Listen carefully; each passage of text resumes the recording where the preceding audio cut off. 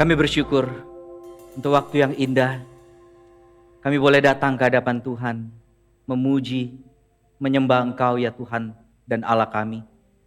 Dan kami bersyukur untuk waktu yang indah, di mana Tuhan sebentar akan berkata-kata kepada setiap kami. Tuhan, jadikan hati kami tanah yang subur, tempat benih kebenaran firman-Mu boleh ditebarkan, bertumbuh dan berbuah banyak. Dan Tuhan menjadikan hidup kami seperti bejana di tangan Tuhan. Bejana yang indah, yang boleh memuliakan nama Tuhan. Tuhan, tolong setiap kami yang akan mendengarkan, juga hamba-Mu yang hanya Kau akan pakai sebagai alat-Mu saja. Dan kami menyerahkan waktu pemberitaan firman-Mu ke dalam tangan kasih-Mu. Tuhan menolong memberkati setiap kami. Kami berdoa dalam nama Tuhan kami, Yesus Kristus. Amin. Silakan duduk Bapak Ibu dan Saudara sekalian. Shalom saudara semua. Ya, senang boleh berada di tengah-tengah Bapak Ibu dan Saudara sekalian. Terima kasih juga kepada majelis, kepada hamba Tuhan dan segenap jemaat untuk memberikan kesempatan kepada saya hari ini untuk boleh menyampaikan kebenaran firman Tuhan. Perkenalan singkat saja saudara, saya Hendra Sugianto. Saya adalah mahasiswa aktif, saya sedang studi lanjut di STT Saat dan sedang menyelesaikan tesis saya. Nah, sejak Sabtu kemarin saya, istri, kedua anak ada di tengah-tengah saudara. Untuk sampai beberapa hari ke depan kami ada di tengah-tengah saudara. Nanti 10.30 istri saya akan khotbah di kebaktian yang Mandarin. Nah, baik saudara sekalian, saya mengajak setiap kita boleh membuka Alkitab kita yang terambil dari surat Yakobus pasal yang kedua. Hari ini kita akan belajar satu tema, faith in action. Iman yang dinyatakan di dalam tindakan-tindakan kita. Saya mengajak setiap saudara boleh membuka satu bagian firman Tuhan yang menjadi dasar perenungan kita hari ini. Dari Yakobus pasal yang kedua ayat 14 sampai ayatnya yang ke-26. Yakobus pasal yang kedua ayat 14 sampai ayat yang ke-26.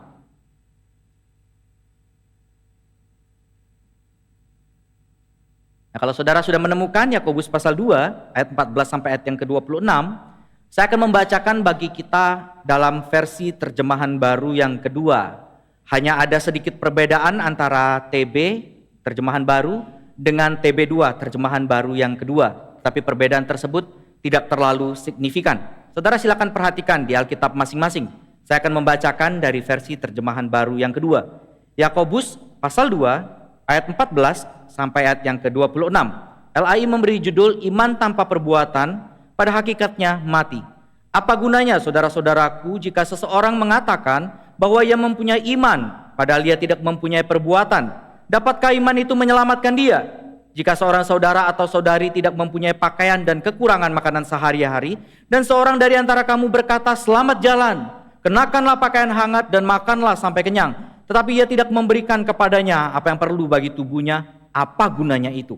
Demikian juga halnya dengan iman. Jika iman itu tidak disertai perbuatan, iman itu pada hakikatnya mati. Tetapi mungkin ada orang berkata, engkau mempunyai iman dan aku mempunyai perbuatan. Aku akan menjawab, tunjukkanlah kepadaku imanmu itu tanpa perbuatan, dan aku akan menunjukkan kepadamu imanku dari perbuatan-perbuatanku. Engkau percaya bahwa hanya ada satu Allah saja, itu baik. Setan-setan pun percaya akan hal itu dan mereka gemetar. Hai manusia yang bebal, maukah engkau bukti bahwa iman tanpa perbuatan adalah iman yang kosong? Bukankah Abraham bapa kita dibenarkan karena perbuatan-perbuatannya ketika ia mempersembahkan Ishak anaknya di atas mezbah? Engkau lihat bahwa iman bekerja sama dengan perbuatan-perbuatan, dan karena perbuatan-perbuatan itu iman menjadi sempurna. Dengan demikian genaplah nas yang mengatakan, lalu percayalah Abraham kepada Allah, maka Allah memperhitungkan hal itu kepadanya sebagai kebenaran, dan ia disebut sahabat Allah. Jadi kamu lihat bahwa manusia dibenarkan karena perbuatan-perbuatannya dan bukan hanya karena iman. Bukankah demikian juga Rahab pelacur itu dibenarkan karena perbuatan-perbuatannya ketika ia menyembunyikan orang-orang suruhan itu di dalam rumahnya, lalu menolong mereka lolos melalui jalan yang lain. Sebab sebagaimana tubuh tanpa roh mati, demikian juga iman tanpa perbuatan mati. Nah saudara sekalian, sebuah lagu yang sempat populer beberapa waktu lalu ditulis oleh seorang anak Tuhan bernama Bobby Fabian. Judul lagu itu adalah Kristen Katanya. Saudara, saya tidak perlu nyanyi, saudara juga tidak perlu nyanyi. Tapi kira-kira lirik dari lagu itu berkata seperti ini, saudara. Jadi orang Kristen jangan cuma bicara, ngalor ngidul, cerita nggak ada buktinya. Suka dengar khotbah yang keren dari Bapak Pendeta, tetapi pulang gereja lupa semuanya. Tersinggung sedikit aja langsung marah. Kecewa sekali aja langsung putus asa. Orang Kristen seharusnya selalu buka mata. Jangan cuma pikirin berkat-berkat saja. Lihat di luar banyak jiwa yang binasa. Karena kita semua gak ada fungsinya. Ada yang sibuk rebutan menjadi gembala. Gak ada di gereja ini, saudara ya. Ada gereja yang asik hitung rugi laba. Juga gak ada di gereja ini, saudara ya. Meriang sedikit saja panggil Pak Pendeta. Diajar memberi. Susahnya luar biasa. Gak ada di gereja ini juga, saudara ya. Kristen Katanya, lain katanya. Kalau cuma bicara, gak akan ada dampaknya. Kristen Katanya, lain katanya. Jangan cuma wacana, harus ada buktinya. Nah, saudara, saya pikir lirik dari lagu ini secara tepat menggambarkan apa yang kita baca barusan, saudara. Iman tanpa perbuatan pada hakikatnya adalah mati. Saudara, tapi kenyataannya kita bisa menemukan, kita bisa banyak menemukan, bahkan mungkin kita salah satunya Kristen Katanya. Antara apa yang kita ketahui tidak kita lakukan, antara apa yang kita imani itu tidak tercermin nyata, tidak terlihat nyata di dalam perbuatan kita. Saya suka menyebutnya, saudara, sebagai Kristen teori. Banyak tahu, banyak mengerti firman Tuhan, tetapi tidak melakukan firman Tuhan. Ngomong doang, banyak bicara, no action, talk only. Iman, katanya beriman, orang Kristen percaya kepada Tuhan, tetapi hidupnya tidak mencerminkan, tidak menunjukkan dia adalah orang percaya. Saudara, waktu mempersiapkan bagian ini, saya ingat Yesus pernah berkata, dari buahnya ketahuan pohonnya. Saudara, pohon yang baik pasti menghasilkan buah yang baik. Pohon yang tidak baik pasti menghasilkan buah yang tidak baik. Tapi seringkali, saudara, kita menyebut kita punya pohon yang baik, dasar yang baik, iman, doktrin, pengetahuan Alkitab, dengerin khotbah yang baik, tetapi hidup kita tidak menunjukkan, tidak menghasilkan buah-buah yang sesuai dengan pertobatan. Jadi pertanyaan, saudara, jangan-jangan kita anak tetangga, kita bukan anak Tuhan, saudara. Karena kalau kita anak Tuhan, pohonnya baik, buahnya juga pasti baik. Nah, saudara sekalian, saya ingin mendasari firman Tuhan ini dengan saudara-saudara memahami dua hal. Saudara jangan salah paham bahwa perbuatan saja yang saya tekankan di sini. Saya ingin mendasarkan dengan dua pemahaman bagi setiap saudara. Saudara, perbuatan kita itu tidak pernah menyelamatkan kita. Saudara perlu camkan itu. Kita berbuat baik bukan supaya kita diselamatkan. Bukan, saudara. Dan yang kedua, saudara, perbuatan baik kita bukan supaya kita menjaga keselamatan kita itu tidak hilang. Saudara, keselamatan kita itu sifatnya pasti. Sekali kita diselamatkan, selama-lamanya kita diselamatkan. Nanti saya jelaskan di belakang, saudara. Alkitab di dalam Efesus pasal 2 ayat 8 sampai 10 mengatakan, sebab karena kasih karunia kamu diselamatkan oleh iman. Itu bukan hasil usahamu, tetapi pemberian Allah. Itu bukan hasil pekerjaanmu. Jangan ada orang yang memegahkan diri. Karena kita ini buatan Allah, diciptakan dalam Kristus Yesus untuk melakukan pekerjaan baik yang dipersiapkan Allah sebelumnya. Ia mau supaya setiap kita hidup di dalamnya. Jadi urutannya seperti itu, saudara. Kita diselamatkan bukan karena perbuatan baik kita, bukan karena kelebihan kita, bukan karena kehebatan kita, bukan karena hal-hal yang baik yang ada di dalam diri kita, tetapi anugerah Allah bagi setiap kita. Tetapi setelah kita diselamatkan, ada paketnya, saudara. Kamu harus melakukan perbuatan baik yang sudah dipersiapkan Allah sebelumnya. Saudara, We are God's work. Kita ini pekerjaan tangan Allah. Created for good works. Diciptakan untuk melakukan perbuatan baik. Jadi saudara, antara iman kita diselamatkan dengan perbuatan hal yang harus kita lakukan, itu satu paket. Saudara tidak bisa pilih, saya cuma beriman saja. Saya cuma mau dengerin khotbah aja, belajar doktrin aja, belajar Alkitab saja. Yang penting saya sama Tuhan saja. Gak bisa saudara. Saudara waktu memutuskan hal ini, Alkitab katakan iman yang sejati itu, bukan iman yang kosong itu, punya paketnya. Perbuatan baik. Karena pada dasarnya saudara, kalau cuma iman saja, tanpa perbuatan, iman ini mati, tidak ada gunanya. Sebaliknya saudara, perbuatan saja tanpa iman, perbuatan ini meaningless, kosong, tidak ada artinya sama sekali. Jadi antara iman, antara perbuatan, keduanya satu paket. Nah saudara, surat Yakobus secara keseluruhan, atau secara khusus bagian yang kita baca saudara, merupakan bagian yang sebenarnya sangat mudah untuk dimengerti. Kita sekali baca, wah kita sudah tahu kira-kira apa pesan dan maksudnya. Surat Yakobus berisi pesan-pesan atau nasihat-nasihat praktis yang ketika kita sudah baca, sebenarnya kita bisa langsung praktekkan dalam kehidupan kita. Tetapi menariknya saudara, sampai Yakobus harus menuliskan bagian ini, berarti bagian ini menjadi masalah yang sangat serius. Yang saya percaya saudara, bukan saja menjadi masalah daripada orang percaya pada saat itu, tetapi juga menjadi masalah dari orang percaya yang hidup di zaman ini. Saudara, secara sederhana saudara, bagian yang kita baca, permasalahannya adalah banyak orang yang menyebut diri mereka beriman, percaya kepada Yesus Kristus, tetapi hidup sehari-hari mereka tidak menunjukkan bahwa mereka adalah orang Kristen. Dan sebenarnya Yakobus juga punya pesan yang sangat singkat, sangat sederhana. Yakobus cuma pengen bilang, kalau kamu bilang kamu orang beriman, tunjukkan imanmu di dalam perbuatan sehari-hari. Saudara, mengapa Yakobus perlu sampai menyebutkan hal ini, saudara? Karena di sana pada saat itu ada dua kelompok orang. Kelompok orang pertama adalah mereka yang menganggap bahwa punya iman saja cukup.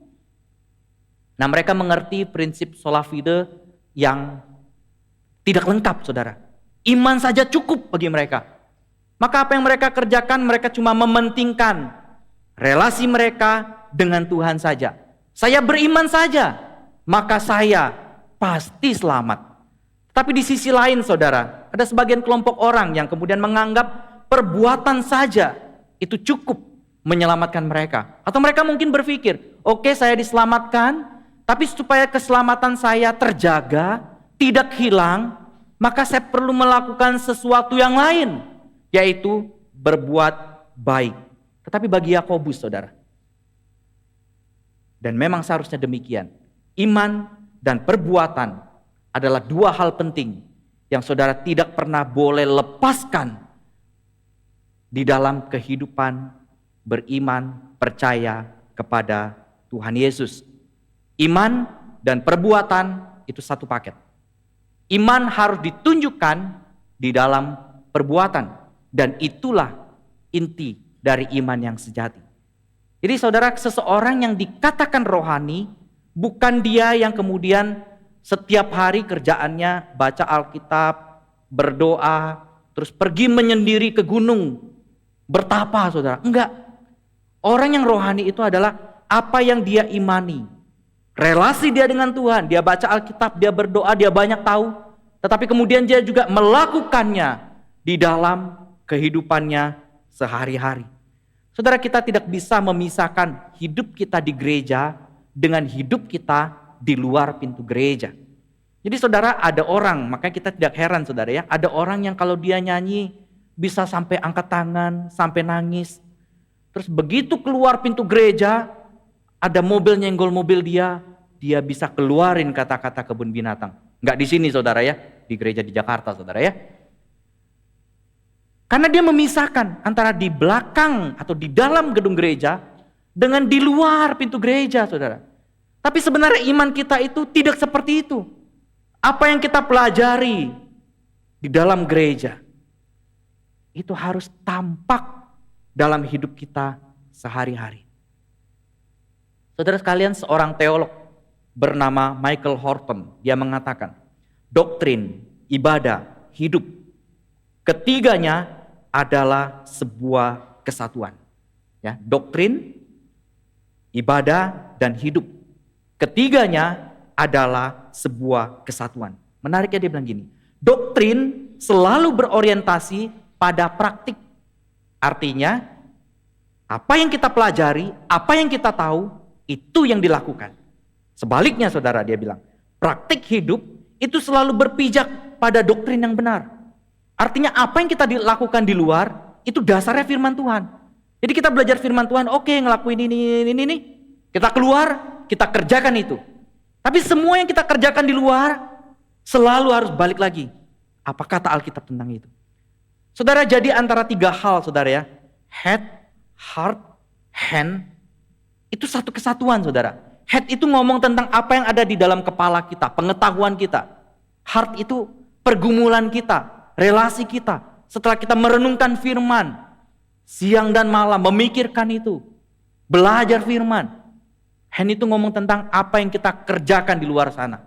Perkataan kita, tindak tanduk kita, semuanya itu harus nyambung. Kepala, hati, dan tangan. Itu harus nyambung saudara. Maka kehidupan Kristen kita, itu harus mencerminkan iman kita. Dan iman kita saudara, harus tercermin keluar dalam hidup kita sehari-hari. Semuanya harus nyambung. Nah, saudara, John Calvin, di dalam tulisannya yang terkenal, The Institute of Christian Religion, dia mengatakan, Injil bukanlah doktrin yang diucapkan secara lisan, tetapi Injil itu adalah doktrin yang hidup. Saya memaknai bagian ini seperti ini saudara. Injil itu bukanlah cuma pengetahuan yang ada di dalam kepala kita. Tetapi Injil itu adalah doktrin, pengetahuan yang saudara dan saya harus hidupi dalam hidup sehari-hari. Itulah Injil saudara. Kabar baik. Kabar baik cuma bukan berhenti di kepala saja. Kita tahu, oke. Kita diselamatkan, oke. Tetapi Injil itu berbicara tentang apa yang kita kerjakan setelah kita mendengarkan Injil itu. Setelah kita keluar dari tempat ini, bagaimana hidup kita? Itulah Injil itu saudara. Jadi Injil bukan cuma sekedar pengetahuan saja, teori saja, tetapi harus dipraktekkan. Itulah Injil. Itulah Injil. Saudara, dari tadi saya bilang perbuatan terus. Apa pentingnya saudara? Mengapa harus saya berbuat baik? Mengapa saya harus berbuat baik? Saya kasih setidaknya 3 alasan bagi saudara sekalian. Yang pertama saudara, ayat Alkitab yang kita baca tadi saudara, itu mengatakan bahwa ini adalah sebuah perintah. Untuk itulah saudara dan saya dipanggil. Untuk itulah saudara dan saya diselamatkan. Efesus 2 ayat 10 menariknya saudara. Pekerjaan baik itu, perbuatan baik itu, Allah ingin kita lakukan bukan? Tetapi sudah dipersiapkan oleh Allah sebelumnya. Jadi Allah sudah pikirin, Dia sudah rencanain, Dia sudah punya maksud bagaimana kita melakukan perbuatan baik. Itu sebelum kita lahir ke dunia ini saudara. Bahkan di dalam kekekalan sebelum dunia diciptakan. Di dalam pikiran Allah, Dia sudah punya perbuatan baik yang Dia ingin setiap saudara lakukan dalam hidup saudara. Ini perintah Allah. Dipikirkan, direncanakan, dan dikehendaki oleh Allah untuk setiap kita lakukan dalam hidup kita. Yang kedua saudara, perbuatan baik itu adalah wujud dari iman kita. Wujud nyata dari iman kita. Atau lebih tepatnya respon atas keselamatan yang kita miliki. Saudara, kita berbuat baik bukan supaya diselamatkan. Saudara ingat itu. Kita berbuat baik bukan supaya kita diselamatkan. Tetapi karena kita sudah diselamatkan, makanya kita harus berbuat baik. Saudara, konsep inilah yang secara tajam membedakan antara kekristenan dengan kepercayaan-kepercayaan yang lain. Kepercayaan-kepercayaan yang lain, saudara, kamu berbuat baik, kamu diselamatkan. Perbuatan baik kamu melebihi perbuatan jahat kamu diselamatkan. Di dalam kekristenan tidak seperti itu. Kamu diselamatkan bukan karena kamu berbuat baik. Saudara bisa bayangkan, saudara ya, 1 miliar kebaikan saya. Ya, 1 miliar kebaikan saya. Apakah mampu menutupi, membayar, menghilangkan setengah saja dosa saya di hadapan Allah yang kudus? Saudara pikirkan, harus sebaik apa hidup saya supaya saya diselamatkan? Bisa enggak 1 miliar kebaikan saudara terus kemudian menghilangkan, menghapus setengah saja dosa saudara di hadapan Allah yang kudus? Jawabannya enggak bisa, saudara. Ada survei, saudara ya. Manusia berbuat baik, katanya, berbuat salah, berbuat dosa, berbuat jahat. Manusia yang sangat baik gitu ya. Itu enggak bisa di bawah 3, saudara. Artinya minimal sehari dia 3. Kemudian dia hitung kan. Setahun sudah berapa? Anggaplah 10.000. Umurnya 70 tahun ada 70.000 gitu ya. 70.000 dosa, kejahatan. Saya kasih contoh setengah kejahatan aja. Artinya gak mungkin ada kebaikan kita ya, yang bisa menghilangkan banyaknya dosa kita di hadapan Allah yang kudus. Di dalam kekristenan, saudara, saya ingin katakan, kejahatan kita yang jumlahnya 1 triliun banyaknya itu, enggak 1 miliar, saudara ya, enggak setengah, saudara. 1 triliun banyaknya itu dibayar lunas oleh Tuhan Yesus di atas kayu salib. Ini cuma menandakan bukti bahwa Efesus 2 itu benar, saudara. Karena kasih karunia kamu diselamatkan oleh iman. Tidak ada kebaikan kita, tidak ada usaha kita, tidak ada jerih payah kita yang buat Tuhan akhirnya tergerak dan dia selamatin kita. Enggak ada, saudara. Semua hanya karena anugerah. Saudara, maka satu-satunya respon atas anugerah yang begitu besar yang Tuhan sudah berikan bagi kita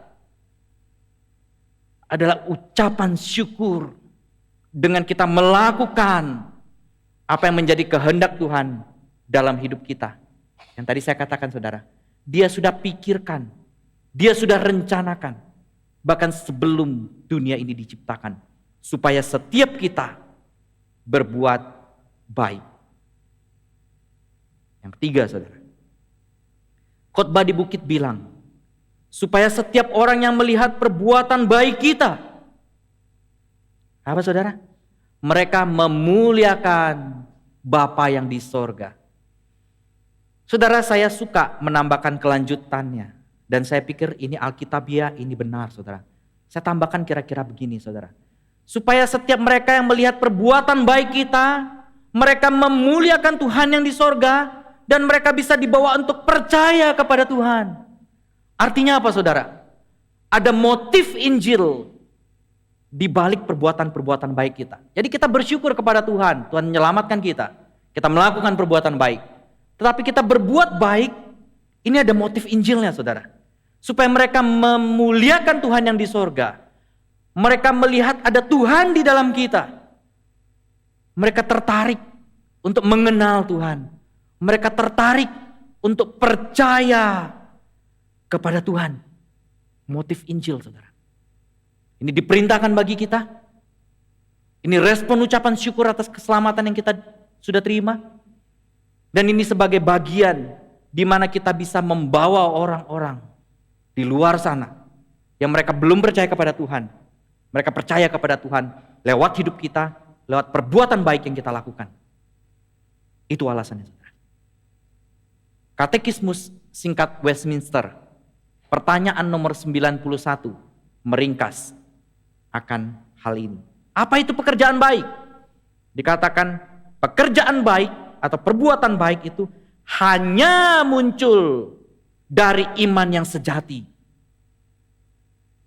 Perbuatan baik yang benar-benar baik, yang sejati, yang berkenan di hadapan Allah, yang menyenangkan hati Allah, yang memuliakan Allah, itu hanya muncul dari iman yang benar, dari iman yang sejati.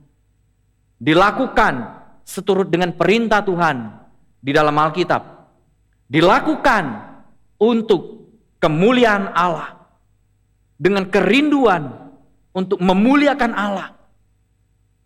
Dan dilakukan, saudara, bukan berlandaskan imajinasi atau institusi manusia. Atau saya sederhanakan, saudara, melakukan perbuatan baik bukan karena disuruh oleh Pak Pendeta. Bukan, saudara. Perbuatan baik itu seharusnya menjadi bagian yang secara natural keluar dari keselamatan yang kita sudah terima. Itu proofnya, buktinya dari iman yang sejati. Perbuatan baik, saudara.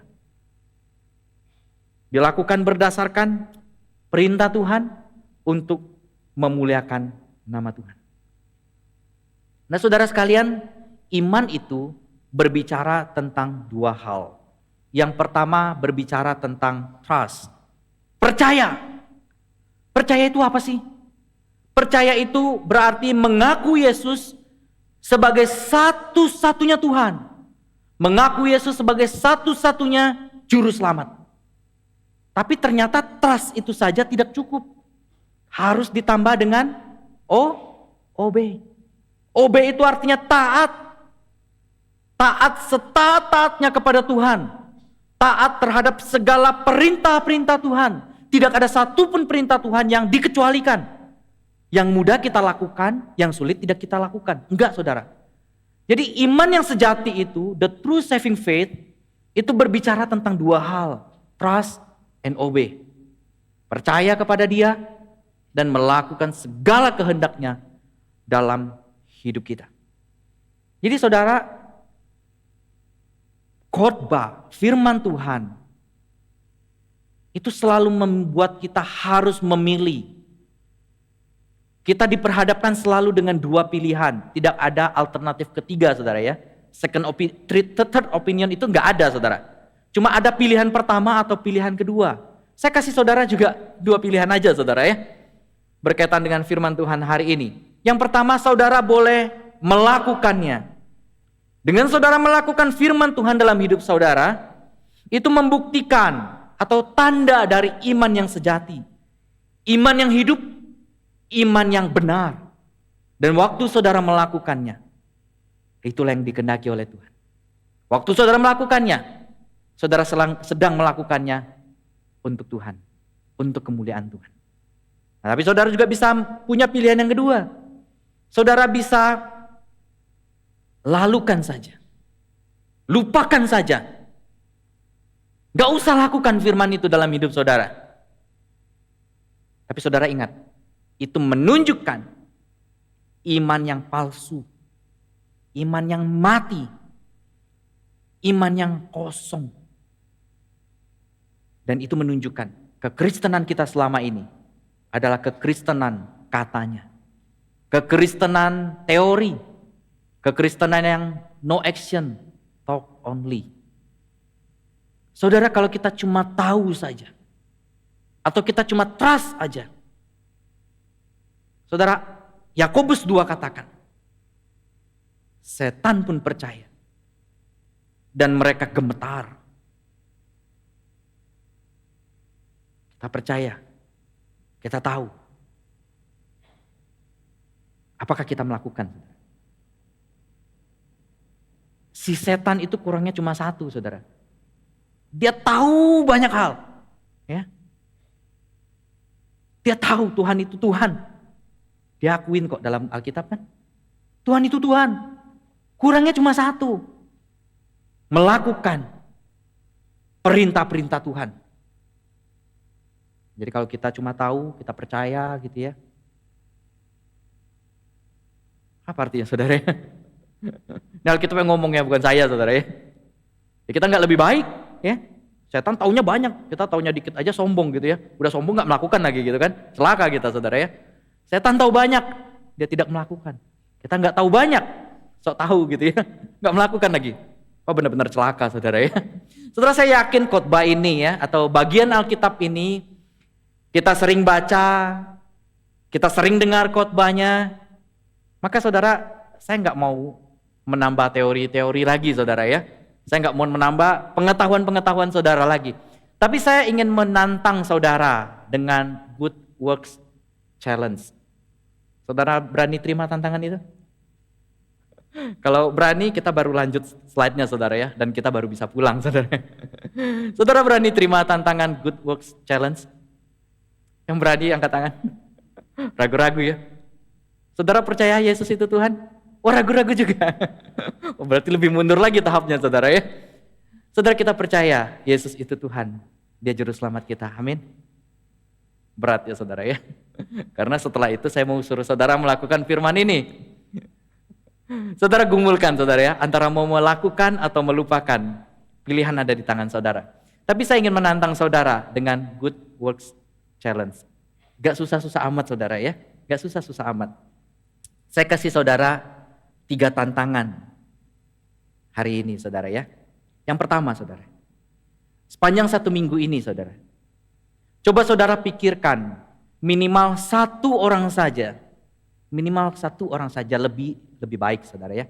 Di dalam gereja ini, yang setiap minggu ada sama-sama saudara ya, nyanyi sama-sama, ibadah sama-sama, dengerin firman Tuhan sama-sama, nanti jajan sama-sama saudara ya. Tapi saudara mungkin jarang ngobrol sama dia, atau mungkin sama sekali gak pernah ngobrol. Tapi saudara tahu, setiap minggu kita ibadah bareng. Nah saudara pikirkan orang itu, saudara doakan, dan saudara pikirkan 1 perbuatan baik yang saudara rindu untuk lakukan, nyatakan kepada dia. Oke? Apapun itu saudara. Mungkin sekedar nyapa, tanya pergumulannya apa, saudara doain. Itu boleh. Atau saudara ajak dia ke bawah, jajan yuk, hari ini saya bayarin. Gitu ya. Boleh. Saudara pikirkan sepanjang minggu ini 1 orang. 1 orang saja. Dalam ruang kebaktian ini ya, mungkin sekitar 200 orang. Pikirkan 1 aja minimal. Dan pikirkan 1 perbuatan baik yang saudara ingin lakukan bagi dia. Oke? Terima tantangannya? Jangan ajak saya saudara ya. Saudara kan gak pernah sama saya, gak pernah ini ya, jangan saya. Ya. Ini saya balik-balik diajak 200 orang makan, jadi apa saya saudara ya. Oke, terima tantangannya? Kalau oke, terima ya. Oke, bagian besar terima. Nah tantangan kedua saudara, mirip saudara. Sepanjang 1 minggu ini juga, saudara pikirkan 1 orang tetangga saudara ya, tempat saudara tinggal, ya ke kanan, kiri, depan, belakang gitu ya, kompleks saudara tinggal, 1 orang saja. Yang saudara mungkin sering lihat dia, jalan pagi lewat rumah saudara gitu ya. Saudara mungkin juga gak pernah ngajak dia ngobrol. Nah saudara pikirkan, 1 saja perbuatan baik yang saudara ingin lakukan bagi dia. Ya. Sekedar saudara sapa, ngajak ngobrol, mungkin dia tahu saudara Kristen, dan ternyata dia punya pergumulan, saudara doakan dia, boleh. Atau saudara ngajak makan di bakmi, gerobakan di depan gitu ya, kali ini saya yang bayar, itu boleh juga. Terima tantangannya saudara? Terima? Ayo mau jadi pelaku firman? Ya? Terima? Berat ya? Ya itu saudara. Firman Tuhan itu enak didengar, ya. Menyenangkan telinga, menyejukkan hati.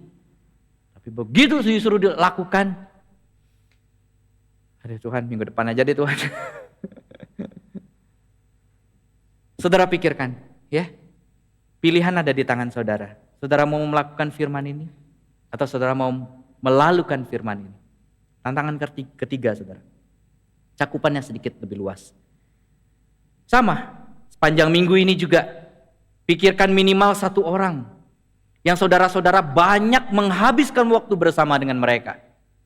Mungkin teman kantor, teman kampus, teman sekolah, siapa saja saudara. Nah, sama. Saudara-saudara jarang atau nggak pernah ngobrol sama dia. Kemudian saudara lakukan satu kebaikan saja buat dia. Saudara, waktu saya persiapan ini saudara ya, saya baca. Dia bilang gini, kekristenan hari-hari ini sedang ada di dalam krisis. Dia bilang, kekristenan tidak pernah kekurangan orang-orang hebat. Kekristenan tidak pernah kekurangan orang-orang pintar. Kekristenan tidak pernah kekurangan daripada orang-orang yang bisa melakukan atau memiliki banyak hal. Kekristenan gak pernah kekurangan dari orang-orang yang kaya, punya banyak uang. Gak pernah saudara. Tapi dia bilang seperti ini, kekristenan hari-hari ini kurang, bahkan sangat kurang dari orang-orang yang berbuat baik. Ini real saudara. Ini real. Banyak orang Kristen yang hanya hidup bagi dirinya sendiri. Kumpulin harta di dunia ini sebanyak-banyaknya. Tanpa pernah memikirkan orang lain. Ayat 16 tadi katakan saudara ya. Ada orang datang. Dia gak punya pakaian. Dia gak punya makanan. Saudara, kalau kita cek di rumah kita ya. Pakaiannya 3 lemari gitu ya. Mungkin untuk antri ke depan lagi butuh berapa bulan saudara ya. Gak habis-habis. Makanan, saya yakin dan percaya gak ada saudara yang setiap hari, aduh nanti siang gak ada beras nih, gak ada sayur. Kulkas kita mungkin di rumah ada yang punya 2-3 kulkas. Dan itu full. Ya, ada kulkas khusus daging malah gitu ya. Tapi dia bilang gini, ada orang datang, susah gitu ya.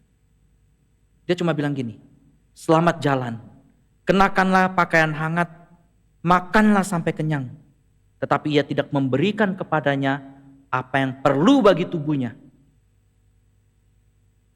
Saudara, selamat jalan, ya itu di dalam bahasa asli yang dipakai surat Yakobus saudara ya, itu ngomong tentang peace,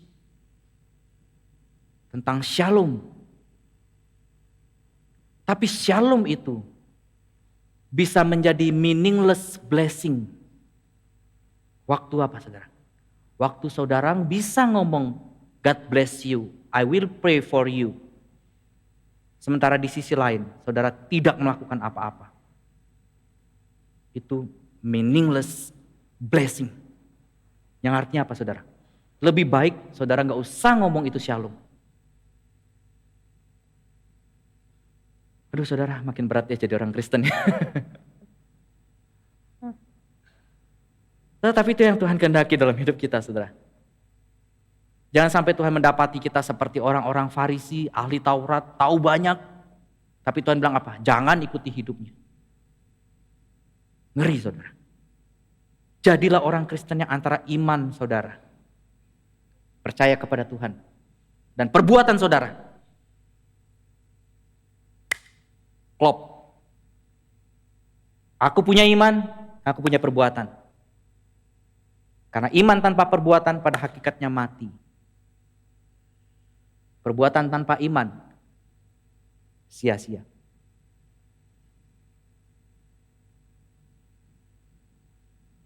Seberapa rindu saudara melakukan setiap firman yang mungkin setiap hari saudara baca, setiap minggu saudara dengarkan.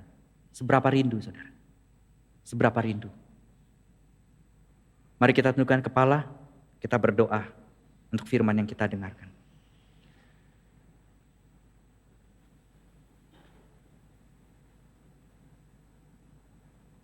Saudara sekalian, renungkan firman Tuhan ini.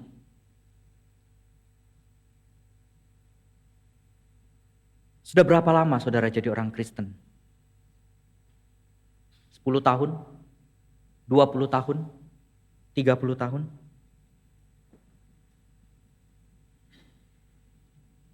Sudah berapa banyak firman yang saudara dengarkan, saudara baca? Dan sudah berapa banyak firman yang saudara sudah lakukan dalam kehidupan saudara hari-hari? Berapa banyak, saudara?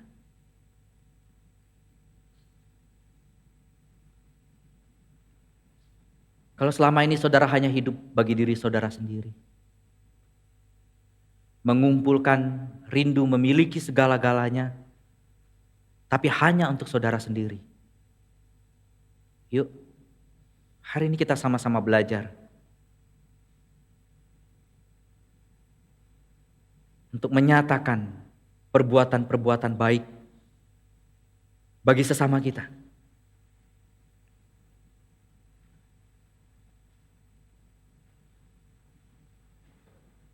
Minta tolong Tuhan memampukan setiap kita untuk boleh melakukan firman Tuhan itu dalam hidup kita.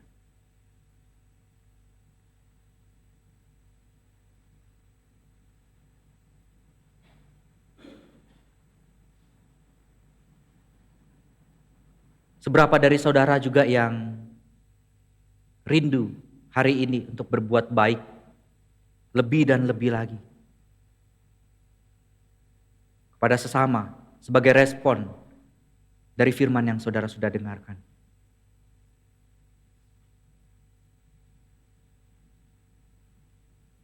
Mungkin itu sulit, bahkan mungkin sangat sulit. Tapi saudara rindu mau melakukannya. Kalau ada saudara yang berkata demikian, tangan kanan saudara letakkan di dada kiri saudara, berkata, Tuhan, aku mau, namun aku tidak mampu. Tuhan, tolong aku. Apa ada saudara yang berkata demikian? Tuhan, aku mau, tapi itu sulit. Tapi Tuhan, tolong aku. Kalau ada, tangan kanan saudara letakkan di dada kiri saudara. Saya melihat tangan itu. Puji Tuhan, puji Tuhan. Kami bersyukur Tuhan untuk keselamatan yang Kau berikan bagi setiap kami. Bukan karena siapa kami, bukan karena apa yang dapat kami lakukan bagi Tuhan, tapi semata-mata hanya karena kasih karunia Tuhan bagi setiap kami. Kami bersyukur ya Tuhan. Nah, kami tahu Tuhan ketika Tuhan memanggil setiap kami, Tuhan memanggil setiap kami bukan saja untuk percaya, tetapi Tuhan memanggil setiap kami untuk kami boleh melakukan firman-Mu dalam hidup setiap kami. Dan salah satunya Tuhan, untuk kami boleh berbuat baik kepada sesama kami. Dalam segala kelemahan kami, dalam segala keegoisan kami, Tuhan tolong kami. Tuhan tolong kami, Tuhan mampukan kami. Untuk kami boleh menjadi distributor dari kasih Allah bagi dunia ini. Sehingga setiap orang boleh melihat perbuatan kami yang baik, mereka memuliakan nama-Mu yang di sorga. Supaya setiap orang yang melihat perbuatan kami yang baik, mereka boleh melihat ada Yesus di dalam kami. Dan mereka rindu untuk mengenal dan percaya kepada Engkau, mengalami Engkau di dalam kehidupan setiap mereka. Tuhan tolong kami, Tuhan pakai setiap kami. Kami menyerahkan hati kami menyerahkan hidup kami hanya ke dalam tangan kasih-Mu. Demi Kristus Yesus, kami sudah berdoa dan kami sudah mengucap syukur. Amin.